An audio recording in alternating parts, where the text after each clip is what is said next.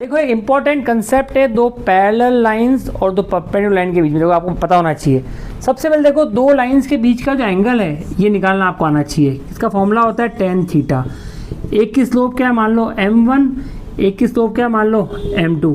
Formula होगा आपका m1 minus m2 upon 1 plus m1 m2 का मैग्नीट्यूड। मॉड क्यों आ रहा है? क्योंकि दो लाइन के बीच में दो तरह के एंगल बनते हैं। एक तो बनता है ये एंगल, ये भी तो बीच का एंगल है 180 minus theta. That means acute भी बन रहा है और ऑब्ट्यूज भी बन सकता है। करेक्ट, मॉड आ गया। देखो अब क्या करना है आपको, अब देखो सुनो, अगर दो लाइंस पैरेलल हैं, if two lines are parallel, if lines are parallel, अगर लाइंस पैरेलल है तो उनके बीच में एंगल कितना होगा? 0 डिग्री होगा। लाइंस पैरेलल है, एंगल 0 डिग्री होगा। थीटा 0 कर दो, थीटा को जब 0 करोगे तो tan 0 आपका 0 होता है, तो बराबर m1 minus m2 upon 1 plus m1 m2 बेटा। ये मॉड हटेगा, प्लस में जाएगा, इधर जाएगा 0 हो जाएगा, इसे आ जाएगा m1 माइनस m2 बराबर 0, इसे आ जाएगा m1 बराबर m2। भूलना मत, जब भी होती है दो लाइंस पैरेलल उनकी स्लोप इक्वल होती है।